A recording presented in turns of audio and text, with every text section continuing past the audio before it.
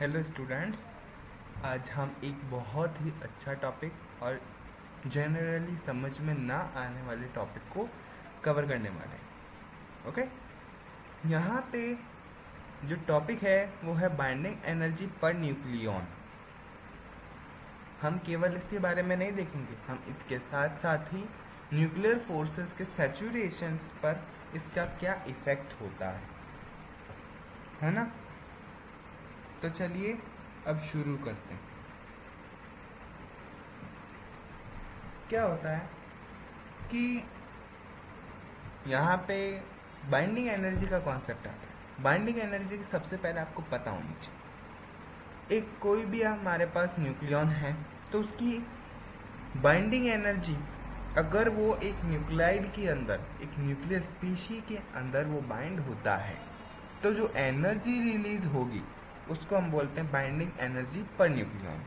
Okay, तो क्या होता है, माना एक न्यूक्लियन है अपने पास, है ना, तो उसके जब सराउंड में हमने और न्यूक्लियन रखे, मतलब ऐसे समझिए, कैसे समझ सकते हैं, मेरे पास एक न्यूक्लियन, एक मिनट, हाँ, मेरे पास एक न्यूक्लियन है, ये एक न्यूक्लियन है ये सराउंड। ओके,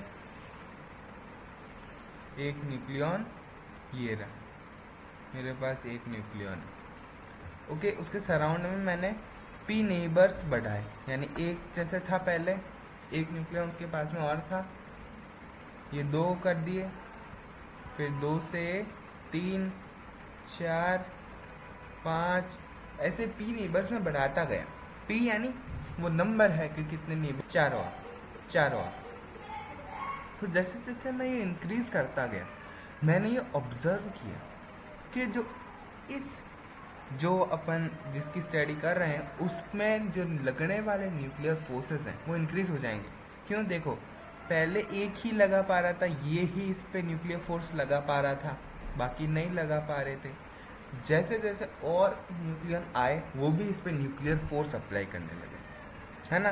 तो जो गिवन न्यूक्लियन है उसकी एनर्जी इंक्रीज हो गई, तो वैसे ही उसकी बाइंडिंग एनर्जी भी जो है वो इंक्रीज कर गई। समझ गए? तो इसका मतलब आप क्या देख सकते हैं कि जैसे जैसे मैंने पी नेबर्स बढ़ाए, पी यानी कोई भी एक नंबर है, जैसे जैसे मैंने नंबर ऑफ न्यूक्लियॉन्स बढ़ाए, उस न्यूक्लियॉन की बाइंडिंग एनर्जी भी बढ़ती चली गई, है ना। तो इसीलिए यहाँ पे कहा गया है कि जो बाइंडिंग एनर्जी है वो प्रपोर्शनल होगी किसके? पी के।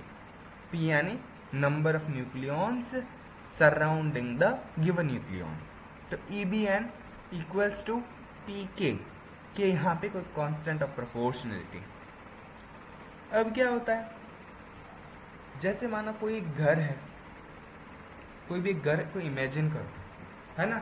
अब उसके 3D में देखो कितने घर आ सकते हैं। एक घर है, उसके सामने एक आ जाएगा, उसके साइड में एक आ जाएगा, उसके पीछे एक आ जाएगा, उसके लेफ्ट में एक आ जाएगा। ओके, है ना।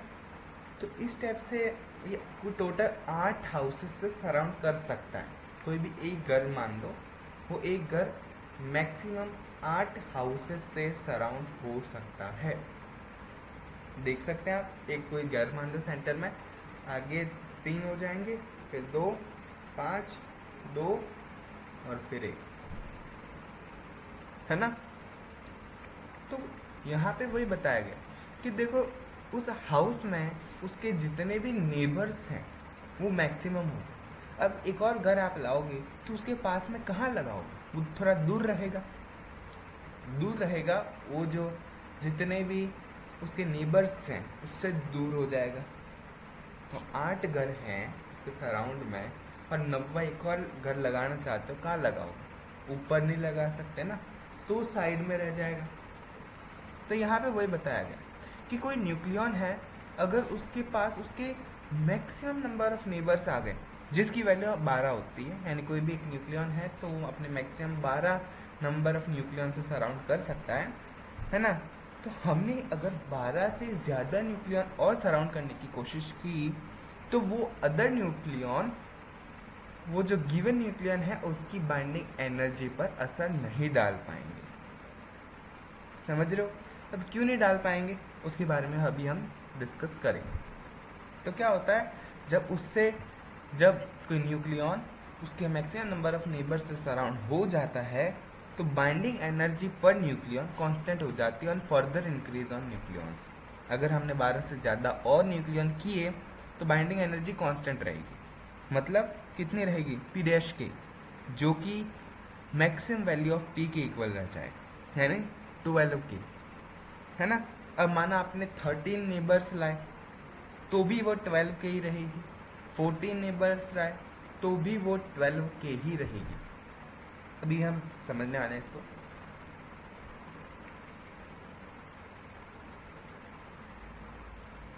ये देख लीजिए सैचुरेशन ऑफ न्यूक्लियर फोर्स। यहाँ पे आप देखो, फर्स्ट केस में गिवन न्यूक्लियन के अराउंड एक ही न्यूक्लियन है तो ईबीएन क्या आया? 1 के, जैसा कि हमने पहले उस फॉर्मूले में देखा था। इस फॉर्मूले में देखो पी क्या है? Number of neighbours. तो यहाँ पे देखो नंबर ऑफ नेबर्स कितना है? 1। सेकंड केस में आ जाओ, नंबर ऑफ नेबर्स कितने हो गए? 2, तो ईबीएन कितने हो गए? 2 के। थर्ड केस में नंबर ऑफ नेबर्स कितने, तो ईबीएन कितनी हो जाएगी? 3 के।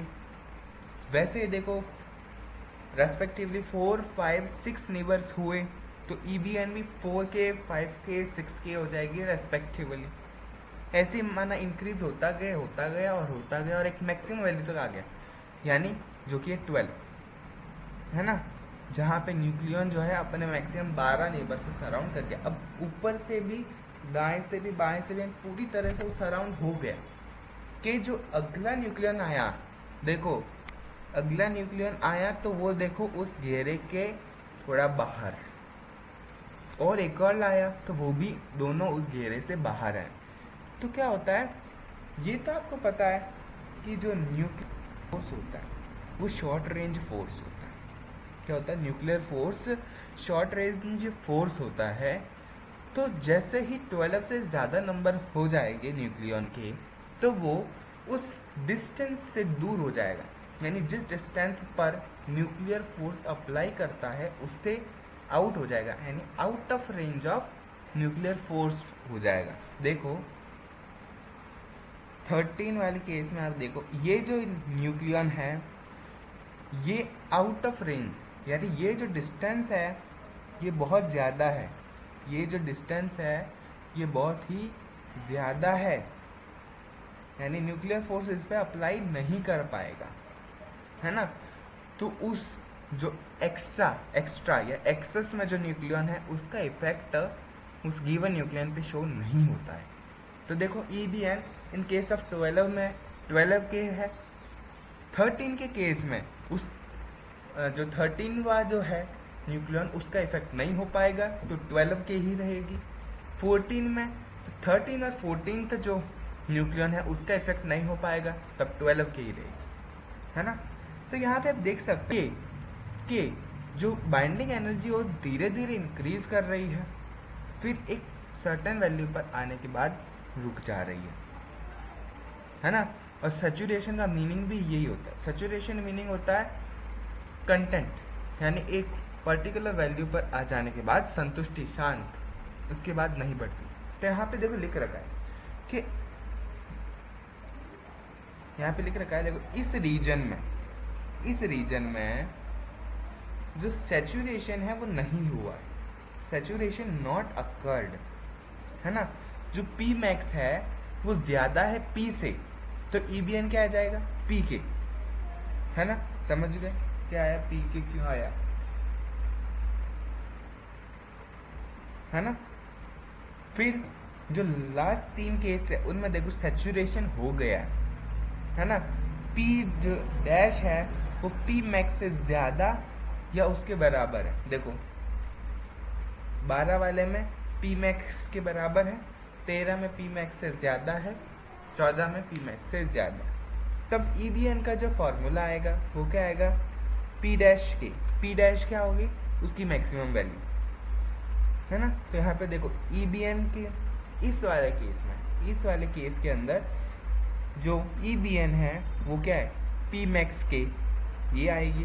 और 13 और 14 वाले में भी देखो EBN बराबर क्या आ जाएगी, P मैक्स के, यानी सेम आ जाएगी, है ना। यहाँ पे रीजन भी लिख रखा है कि the nucleon is surrounded by maximum nucleons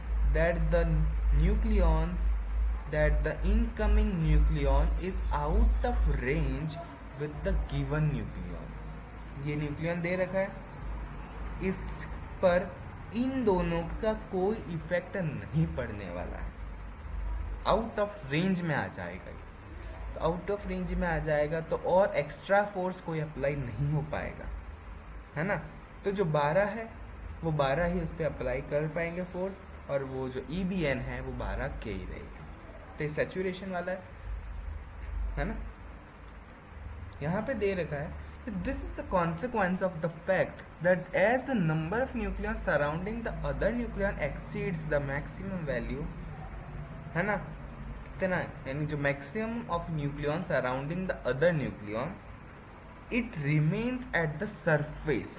कहाँ पे रहता है, देखो यहाँ पे आप देख सकते हैं। इसका मतलब क्या है कि अगर न्यूक्लियन जो सराउंड कर रहे हैं वो अपने मैक्सिमम नंबर से ज़्यादा हो जाए, तो जो एक्सेस में आ रहा है न्यूक्लियन वो सरफेस पे रहेगा। ये देखो ये इनसाइड हो गया, ये पूरा ये अंदर की तरफ, ये जो है ये पूरा हो गया अंदर की तरफ, ये इनसाइड हो गया।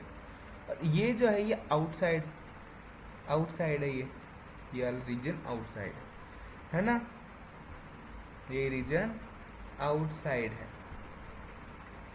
ये वाला जो है ये आउटसाइड है, यानी सरफेस पे है, इनसाइड नहीं है। इनसाइड पे जो है कितने 12, समझ गए।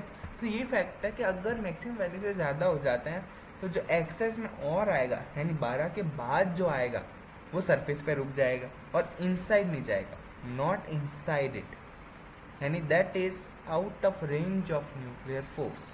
This property of nuclear force क्या, कि एक सर्टन वैल्यू तक ही एक्सीड करना, ये होती है सैचुरेशन प्रॉपर्टी। और इसका फिर फॉर्मूला आ जाता है EBN बराबर P मैक्स के। कब, सैचुरेशन हो जाने के बाद P मैक्स के बराबर रह जाएगा। यानी P मैक्स क्या होता है, P मैक्स हमने बताया पहले, P मैक्स आता है कितना 12 से ज़्यादा अगर और न्यूक्लियन आते हैं किसी न्यूक्लियन को सराउंड करते हुए तो न्यूक्लियर फोर्सेस सैचुरेट कर जाते हैं और उससे ज़्यादा न्यूक्लियर फोर्स नहीं शो कर पाते। समझ गए ये टॉपिक? मेरे को आशा है आपको ये समझ में आया होगा। अगर कोई भी डाउट है तो कमेंट सेक्शन में लिख दीजिएगा, हम उस डाउट को सॉल्व कर दें। थैंक्स।